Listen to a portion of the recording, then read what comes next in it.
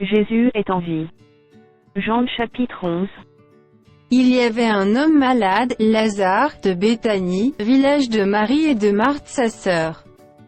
C'était cette Marie qui oignit de parfum le Seigneur et qui lui essuya les pieds avec ses cheveux, et c'était son frère Lazare qui était malade.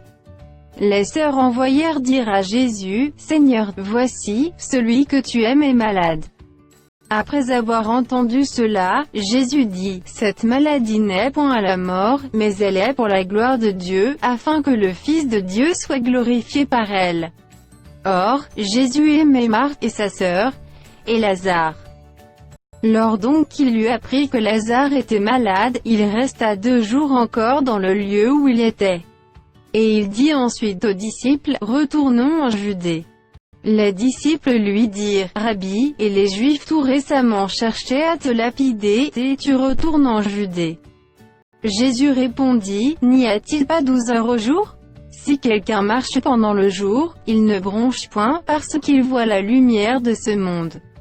Mais, si quelqu'un marche pendant la nuit, il bronche parce que la lumière n'est pas en lui. » Après ces paroles, et il leur dit, « Lazare, notre ami, dort, mais je vais le réveiller. » Les disciples lui dirent, « Seigneur, s'il dort, il sera guéri. » Jésus avait parlé de sa mort, mais ils crurent qu'il parlait de l'assoupissement du sommeil. Alors Jésus leur dit ouvertement, « Lazare est mort. Et, à cause de vous, afin que vous croyiez, je me réjouis de ce que je n'étais pas là. » Mais allons vers lui. Sur quoi Thomas, appelé Didyme, dit aux autres disciples, « Allons aussi, afin de mourir avec lui. » Jésus, étant arrivé, trouva que Lazare était déjà depuis 4 jours dans le sépulcre. Et comme Béthanie était près de Jérusalem, à 15 stades d'environ, beaucoup de Juifs étaient venus vers Marthe et Marie pour les consoler de la mort de leur frère. Lorsque Marthe apprit que Jésus arrivait, elle alla au-devant de lui tandis que Marie se tenait assise à la maison.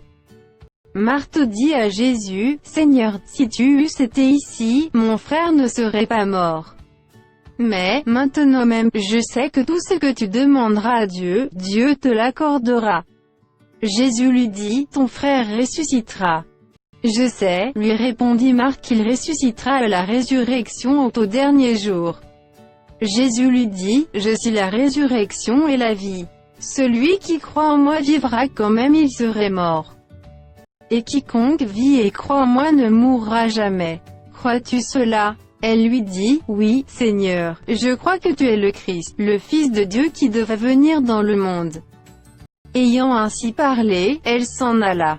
Puis elle appela secrètement Marie, sa sœur, et lui dit, « Le Maître est ici, et il te demande. » Dès que Marie eut entendu, elle se leva promptement, et alla vers lui.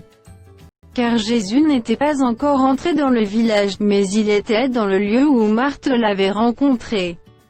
Les Juifs qui étaient avec Marie dans la maison et qui la consolaient, l'ayant vue se lever promptement et sortir, la suivirent, disant, « Elle va au sépulcre, pour y pleurer. » Lorsque Marie fut arrivée là où était Jésus, et qu'elle le vit, elle tomba à ses pieds, et lui dit, « Seigneur, si tu eusses été ici, mon frère ne serait pas mort. » Jésus, la voyant pleurer, elle et les Juifs qui étaient venus avec elle, frémit en son esprit, et fut tout ému. Et il dit, « Où l'avez-vous mis? » « Seigneur, lui répondirent-ils, viens et vois. » Jésus pleura. Sur quoi les Juifs dirent, « Voyez comme il l'aimait. » Et quelques-uns d'entre eux dirent, « Lui qui a ouvert les yeux de l'aveugle, ne pouvait-il pas faire aussi que cet homme ne mourût point ?» Jésus, frémissant de nouveau en lui-même, se rendit au sépulcre. C'était une grotte et une pierre était placée devant. Jésus dit, « ôtez la pierre. » Marthe, la sœur du mort, lui dit, « Seigneur, ils sont déjà car il y a 4 jours qu'il est là. » Jésus lui dit, « Ne t'ai-je pas dit que, si tu crois tu verras la gloire de Dieu ?» Ils ôtèrent donc la pierre. Et Jésus leva les yeux en haut, et dit, « Père, je te rends grâce de ce que tu m'as exaucé. Pour moi, je savais que tu m'exauces toujours, mais j'ai parlé à cause de la foule qui m'entoure, afin qu'ils croient que c'est toi qui m'as envoyé. » Ayant dit cela, il cria d'une voix forte, « Lazare, sors !» Et le mort sortit, les pieds et les mains liés de bandes, et le visage enveloppé d'un linge. Jésus leur dit, déliez-le, et laissez-le aller. Plusieurs des Juifs qui étaient venus vers Marie, et qui virent ce que fit Jésus crurent en lui. Mais quelques-uns d'entre eux allèrent trouver les pharisiens, et leur dirent ce que Jésus avait fait. Alors les principaux sacrificateurs et les pharisiens assemblèrent le Sanhédrin, et dirent, que ferons-nous? Car cet homme fait beaucoup de miracles. Si nous le laissons faire, tous croiront en lui, et les Romains viendront détruire notre ville et notre nation. L'un d'eux, Caïphe, qui était souverain sacrificateur cette année-là, leur dit, vous n'y entendez rien. Vous ne réfléchissez pas qu'il est dans votre intérêt qu'un seul homme meure pour le peuple et que la nation entière ne périsse pas. Or, il ne dit pas cela de lui-même, mais étant souverain sacrificateur cette année-là, il prophétisa que Jésus devait mourir pour la nation. Et ce n'était pas pour la nation seulement, c'était aussi afin de réunir en un seul corps les enfants de Dieu dispersés. Dès ce jour, ils résolurent de le faire mourir. C'est pourquoi Jésus ne se montra plus ouvertement parmi les Juifs, mais il se retira dans la contrée voisine du désert, dans une ville appelée Éphraïm, et là il demeurait avec ses disciples. La Pâque des Juifs était proche. Et beaucoup de gens du pays montèrent à Jérusalem avant la Pâque pour se purifier. Ils cherchaient Jésus, et ils se disaient les uns aux autres dans le temple, que vous ensemble? Ne viendra-t-il pas à la fête?